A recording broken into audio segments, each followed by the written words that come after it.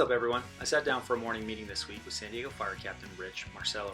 Rich has always taken action to be the architect of the life that he wants to lead, whether it's the way he structures his work schedule to travel the world with his family, or the side hustles he's had to increase his income. He's always controlled the things that he can control.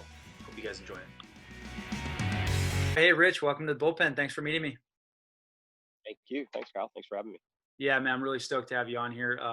Obviously, we go way back from when I was first on the job, and always looked up to you and the way you ran your program, and just excited to chat about it today. So thank you for being here. Wow. Thanks for having me. Yeah. What's keeping you busy these days with the sort of the new normal, the pandemic and everything? Um, Actually, it's kind of nice. It's actually kind of the opposite. Everything's been kind of slowing me down. So that part, I've always been kind of go, go, go. And to actually have to forcefully sit is been kind of nice. It's been a change. I don't think I've done this in years, to be honest with you. So, Yeah, no, it's done the same for us too. We it's kind of been like a system reset where in the past we've been just running back and forth from all of our activities and all that, and this has actually been really nice. It's been a bit of a some silver lining in all this craziness. So in that way, I think yeah. while we're on top of each other, we can't really go out and do the things we normally would do. I don't know. It's been kind of nice. Yeah, I agree. I like big family dinners, like, you know, Yeah, just keeping close eyes on the kids and yeah, oh, yeah, trying to enjoy each other. So it's been fun. Well, cool, man. You ready to get this thing going? absolutely. Right on. Well, here comes your first alarm. As you well know, I don't have to tell you this. First alarm assignment for our fire department is 4 engines in a truck. But here at the firehouse, I'll ask you 4 questions. You give us 1 piece of advice. That sound about right? Absolutely. All right, cool. Well, here we go. So you are first in on your first alarm. So I need a size up. That's who you are, where you work, and how long you've been doing it. Okay, so my name's Rich, 49 years old. I work for the city of San Diego, obviously, and I work in Pacific Beach. Live in Carlsbad. Uh, been in and around the fire service well, actually, I've been on San Diego probably 23, 24 years. It's kind of a blur now, but spent a few years with other fire departments, volunteer and, you know, non or semi-paid departments and things like that. So that's really about it in a nutshell. 2 kids, wife, 4 dogs. Yeah, nice, living the good life. What is something that's unique about your fire station in Pacific Beach that might not nobody else in the country would maybe have? That part is kind of hard to explain until you show up there. We're about less than a half a block from the beach, actually from the sand. From the From sand. yeah, So that it's a huge tourist area. Great place to live. Good people watching. Good people. Good community. Um, it's a very, very, very almost, I'm going to say, kind of one of a kind. But I understand there's maybe 2 or 3 others like us in the nation, but pretty unique. yeah, for sure. And it's always a pleasure to go down there and work because of the proximity to the beach and just the amazing environment. And with that, I think is it easy to find trades to have guys come in there and trade with you so you can have time off? Yes and no. It's kind of a double-edged sword there. It's a beautiful place to work, but it's also a really busy place to work. A lot of the nightlife would have a tendency to scare a lot of the more senior. I shouldn't say senior. Now it's kind of scares a lot of people off because 24 hours getting a beat down isn't exactly pleasant. But there's a trade-off. I mean, you're walking on the beach every day. You're in the sunshine. There's like I said, a lot of good people around, a lot of things to do, a lot of activity, kind of sensory overload. So that attracts a lot of people, but the nighttime detracts a lot of people. So it's hit and miss, but it's overall it's pretty easy. Yeah, for I'd sure. say so. So with Okay. with 25 years, almost 25 years of service and pushing 50, at what point do you become one of the senior members on the fire department? It happens overnight. It's really weird. It'll hit you like a ton of bricks.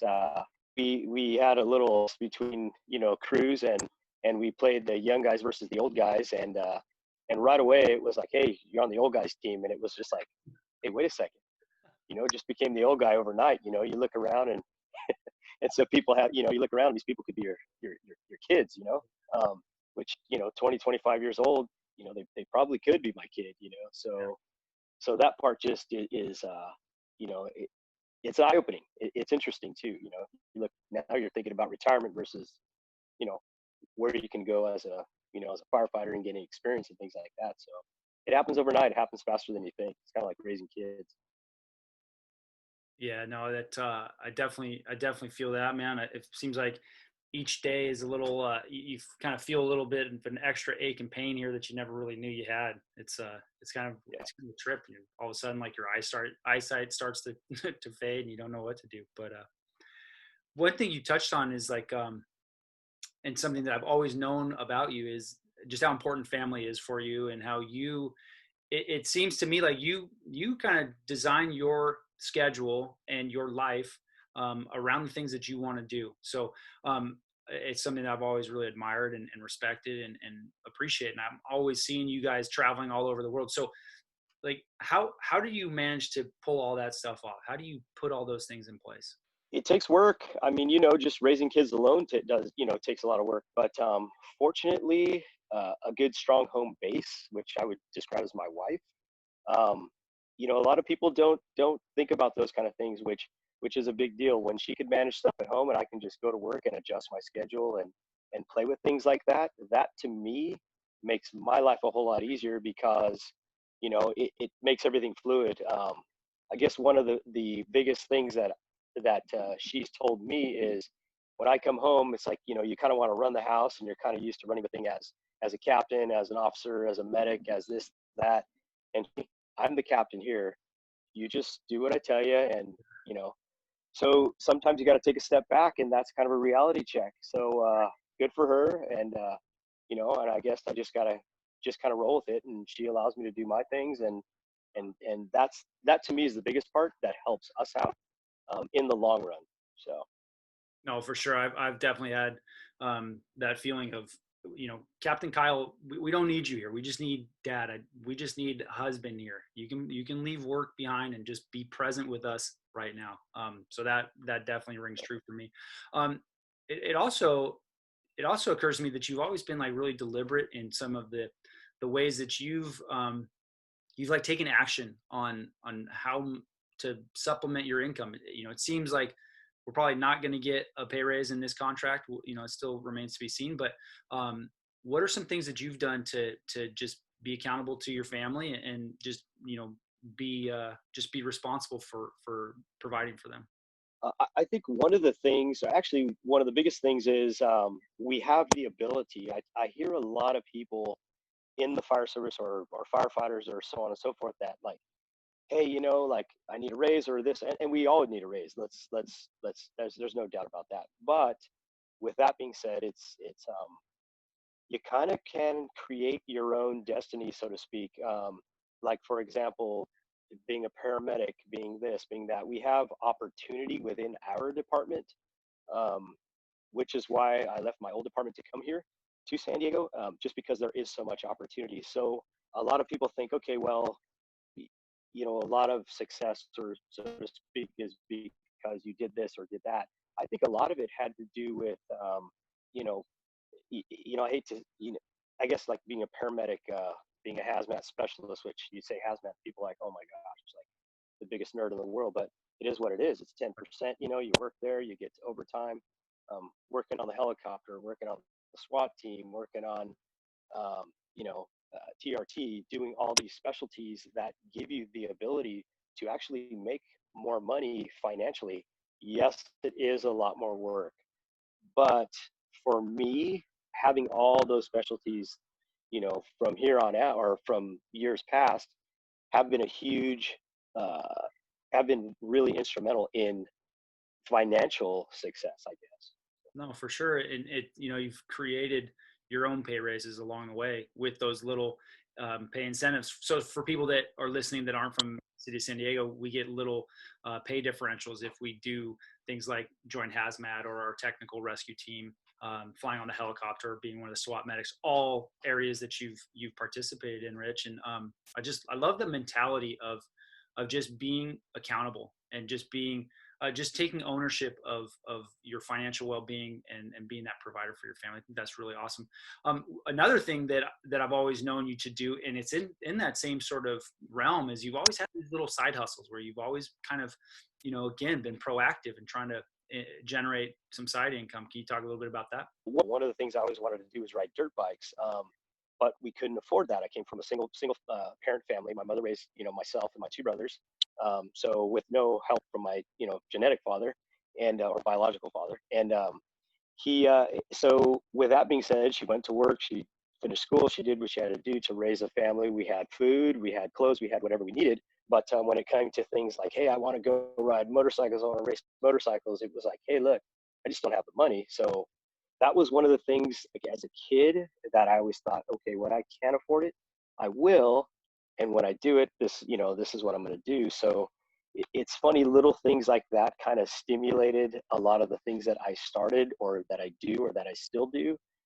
So like you talked about side hustles, one of the things I did was I started riding motorcycles when I could afford it. I'm talking 10 years after I was on the job. It wasn't like I just got off probation and bought a monster truck and, and motorcycles, because, I drove my crappy 250,000 mile truck for years. I mean, it was kind of a joke. It's like, dude, you're making all this money. Why don't you go buy yourself a new truck? So basically I drove this truck that had 250,000 miles on it. Thing ran great. I mean, wasn't the best looking thing, but hey, I didn't really care about that. It got me to the beach, got me to work, got me to school, and that's what I needed. So it was all, that part always kind of interested me. It was like people would just get fixed on that particular thing, and that it just kind of blew my mind for a while. And yeah, I mean, eventually I bought a new car, but because somebody finally talked me into selling that to them, which I really didn't want to do, but I sold it for like $500 or something. Uh, It was pretty pathetic, but anyway, so that, like, little things like that, um, definitely change, you know, change you know, your mode of thought, I guess. So. yeah, yeah. And so how did you kind of parlay that into, because now I think, are you doing like, you sort of fixing up motorcycles and then selling them, or what's going on with that?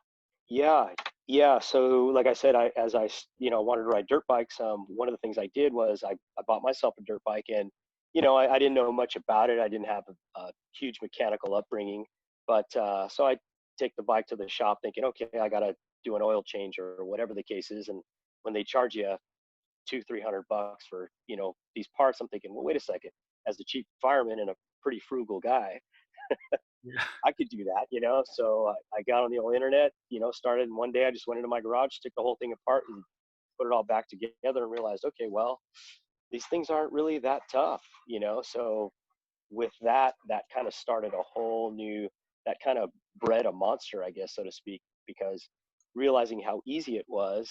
And so at that point there, I started buying other bikes to fix up, like an ultimate bike, so to speak. Huh. And I would just take those parts, put them on my bike, and sell the bike as a stock bike. And it wouldn't cost me money. And now I've got this, you know, $10,000 dirt bike that cost me 2 grand. So I guess being cheap and kind of somewhat resourceful, I guess that may have helped quite a bit. So. No, for sure, and you're leveraging the skills that you have to be creative and solve a problem, right? That's the nature of our job, is just, we're professional problem solvers, and you found this little niche that you're like, I don't see really but anybody else doing this around here, and you're taking full advantage of it. I think that's amazing. That's like in perfect alignment of the things that we try to cover here at the Firehouse, man. And I think that's great, and I hope that's a message that everybody will hear loud and clear. Right. Yeah. That's cool. Yeah, it's good. I mean, things like that are substantially, they're. I mean, to me, that was kind of like a, I guess, I hate to use the term, but I guess kind of a life changing experience, because from that just kind of kept parlaying into parts, and starting a small business and things like that, that just keeps going and going and going. That was initially just kind of supplemental income, and this just became like, hey, look, I have a job, I have a career, I make enough money to survive, and now this is going to be a vacation fund. And from there it just kind of kept going and going and going. I'm like, well, wait a second, this is more than a vacation fund. This is actually a legit business here. So still a small business, and I still do it to this day, not as much. I actually have a few people working for me now. Um, but so that part makes it even easier. So now I can spend even more time with the family and just make a couple bucks, you know? Yeah, that's perfect. And as you near retirement age, that sounds like something that you could continue doing and produce a little bit more money to help supplement your pension or anything else. That's just perfect, man. Yeah. Yeah, that's super cool. Is there anything that stands out in your mind looking back over the last 23, 24 years, Rich, that you would have done differently sitting here where you are now, kind of approaching that, you're getting closer to retirement. Is there anything that you would have done differently that you can maybe pass on to the new generation? Um, there's always something you could do different. I think, I have a couple of properties.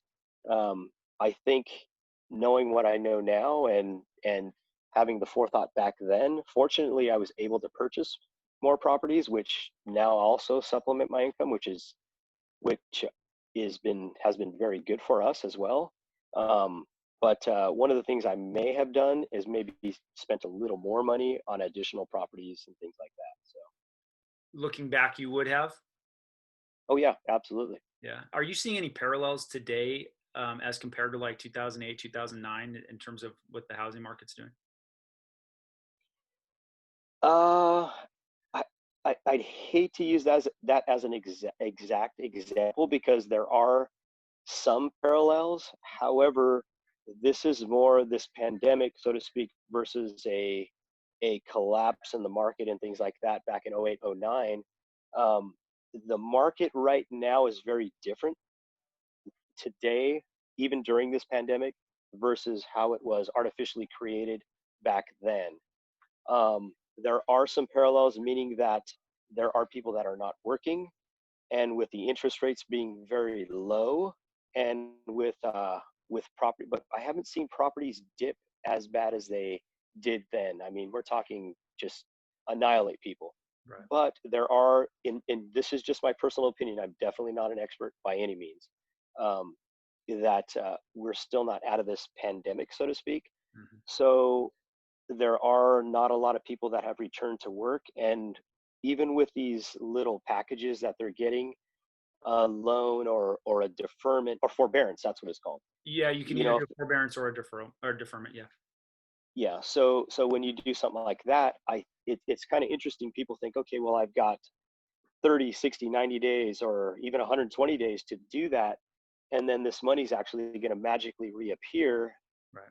in those that time. But when you're not working, that to me is going, in my opinion, would probably create some type of market dip because of the fact that these people just can't afford it. So it might be a so-called fire sale, so to speak. But they're also selling homes that are you know pretty substantially high priced versus instead of just ditching them all together and just going into foreclosure. So Yeah, for sure. I read something the other day. It was a real estate analyst talking about something like 7% of all mortgage owners in March took either a forbearance or some sort of forgiveness on their mortgage or something. And if you project that out to September, that's that 6 month period where some of these are going to come due again. People are just not going to be ready, and so they're saying, if there's going to be something similar to what we saw in 2009, 2010, it might be towards the fall or into the winter. Again, like you, not a professional. Definitely seek out professional advice or help when you're doing some of this stuff. But it is important to try to learn from history, and it's important to try to see some of the same clues that might have happened before, so that you can just position yourself to be ready when they start happening again. right, yeah, yeah, I think it's good. We and no foresight by any means at all. We just happened to. I was just kind of sitting around and just kind of watching rates, and there was some good um, some short term rates for savings and things like that, and so and interest rates being low, and normally I like people say, okay, I'm going to take money out of my house and do this or do that or whatever the case is. If you're going to put it into your home, killer. If you're going to take money out of your house and buy a boat, this is just my opinion. Like I said, that's insane. Like buy a boat, buy a car, buy something that is basically going to be a boat anchor, and just that to me doesn't make any sense. Yeah, But you're that's just taking money. me. Yeah, No, not at all. You're taking money out of an asset and putting it into a liability. That's just a recipe for absolute disaster. No, complete agreement there. Right. Yeah. So like I said, we were able to, pay down a bunch of things and put some money in accounts that, a little higher interest rates. And then sure enough, the market, or I shouldn't say the market, but then the world kind of stopped. And so now we're just kind of watching it and just kind of waiting and seeing, hey, look, we have some money put away, and if for some reason things start to take a dip, then at least we have the ability to just say, hey, look, okay, now it's time to buy and things like that. And like I said, no foreseen at all. We just happened to do it, just pure coincidence. A couple months prior to that, and dipped our interest rate down on our home and things like that, where I've never seen it that low ever, which is Yeah. unbelievable. Yeah. So with that being said, made few adjustments like that, and now it's kind of easy living, to be honest with you.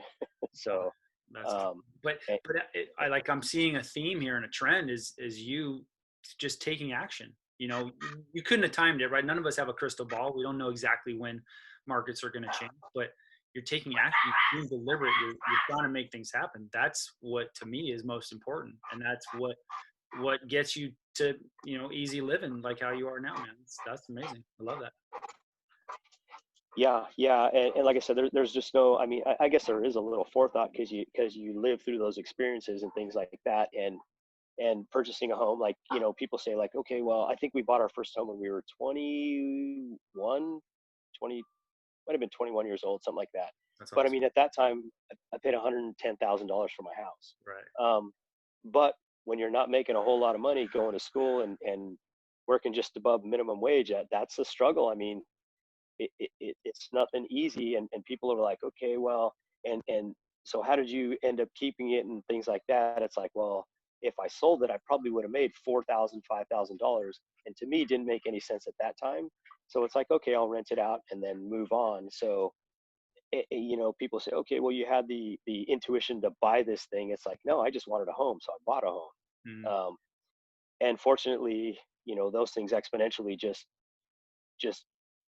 went through the roof. From $100,000, just no, you can barely buy one of those high price Sprinter vans for 100 grand right. nowadays. Yeah. Yeah. So anyway, so with that being said, that was a huge catapult, so to speak, to get us started. But fortunately, with my mom and my wife's parents, she wasn't my wife at the time, but when we talked about purchasing a home and things like that, they're like all for it. You guys should. This is what you should do. If you get married, you guys should do this. So that's what we did, and that was just kind of the forethought with that. But that was a big deal. It's a Yeah. big deal. So I know people are always asking about getting into the market right now, as far as buying a home. San Diego's a pretty unique, and I mean, I know most places are, but San Diego's a pretty unique place, and kind of I guess the best description I heard is it's kind of an island. You're surrounded by what everybody calls LA, which is Orange County, LA, Orange County, things like that. Right. On the other side of Pendleton, you have the ocean to the west, and then to the east you have Arizona and a bunch of desert land, and south you got Mexico. So Right. we have an amazing we have an amazing climate. Yeah. We definitely have a phenomenal location, which is hands down one of the best locations in the world. Um, and our markets, if you want to, I mean, if you think you're going to live by the beach for $120,000, it's a whole different ballgame. But you're going to spend some money, and if you can afford it, then I think it's a great idea. So, No, but I that's do just too. my personal opinion. I do too, man. And it's what you're talking about, just natural. Um, it's supply and demand, right? We don't have any more room to expand here. We go west, we're in the ocean. We go south, we're in Mexico. So there's nowhere else to really go. So that is naturally going to force prices of homes to go up. And with that, if you got in back when you did, it's obvious to me that that's going to cause a significant amount of appreciation in those properties that you bought. But I think what I'm also hearing you say is like, even back then, it's not like you had all this money and you could just go splash in your cash and buy anything you wanted. No, you had to get a little bit uncomfortable. You had to stretch yourself a little bit, knowing that down the line it was going to be a solid investment, right? Yeah. I mean, it was when you talk about stretching it, it's like, we eventually, my wife was still in school. Then we ended up moving down to San Diego and bought another home here as well. And, there was a point in time where I'm like, it's rice and beans, honey. That's it. You got to finish school. I gotta, we got to pay the mortgage, and it was not glorious by any means. But we both agreed that this is what we wanted to do, and that's how we survived. And it's like, hey, look, I know there's going to be a silver lining at the end of this, and you eventually make more money, and things like that. But when you have experiences like that, that's a big deal, because it's definitely not easy, but it's doable. I hear a lot of people, oh, it's impossible, and that part cracks me up. It's Yeah. like, No, man. yeah, And hopefully, it's conversations like this that help people realize that it's difficult. This is a tough real estate market, no question, but it's not impossible. You sacrifice a right. little bit, you hustle, and you grind it out, and but you have great potential to do something, fantastic for yourself and your family. What would be one piece of advice, sort of pivoting into that? What would be one piece of advice you could give people that were just starting out, or trying to get started in any of this stuff? Uh, y- so one of the things I hear a lot is, like, a lot of people saying, "Hey, look, I want to buy a house, but I'm waiting for it to dip, waiting for it to dip." It's like, okay, um, it, one of the things I look at when you buy a home, for example, is, especially here, like I talked about, if you buy a home, and let's just say for round numbers, you spend $500,000. Okay, you can afford that $500,000. They say, well, what happens if I buy at the top of this bubble, so to speak, and then it drops down? Okay, it may drop down a year, 2 years from now. Let's just say it's worth 300,000 in 2 years, 3 years, because we had this crazy drop. I'd almost guarantee, and just from history, is that that house is going to be worth six, $700,000 3 years after that. It's unbelievable. And if you can afford that, like, I've seen people bail out, like back in 08, 09. They're like, hey, I owe $350,000 on this house, and now it's worth 200.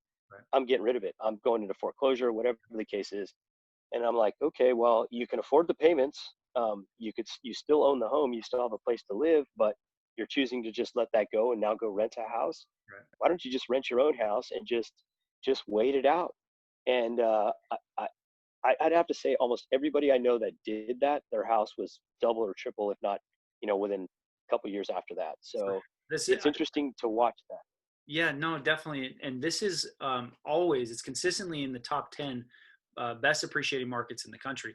And I remember having conversations back then too with people, and trying to explain, like, look, you're just, it's on paper. You don't lock in a loss until you sell it. And if you sell it for less, then you are gonna realize that loss. But if you can afford the payment, it's not gonna destroy you. Hang in there, because real estate is really forgiving long term. Well, right on, man. Looks like, with that, you got knocked down on your first alarm. If people want to learn more about you, where can they find you? So Instagram, it's at rich underscore M360, or Facebook is Richard, it's Rich Marcello. So Right on. Yeah, and I'll link both of those in the show notes.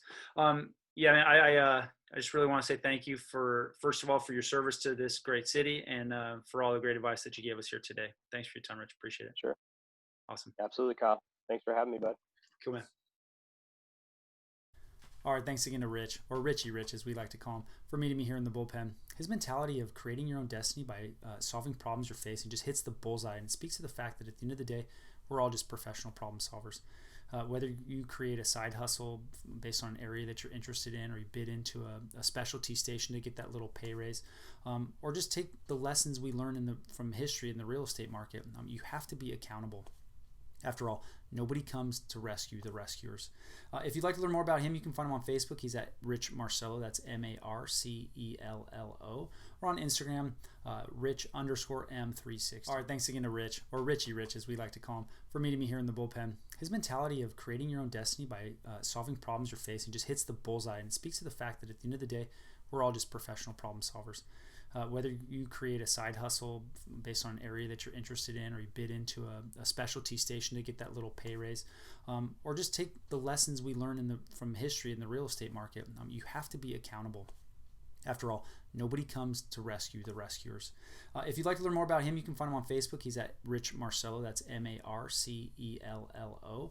Or on Instagram, Rich_M36. If you'd like to learn more about us, we're on Facebook at The Firehouse. That's f.i.r.e.house. On Instagram, the _fire_house. On LinkedIn at The Firehouse Investors, or anywhere you listen to podcasts. If you learned something today and you want to hear more, please like, share, and subscribe. But no matter what you do, take this information, go out there, and get some.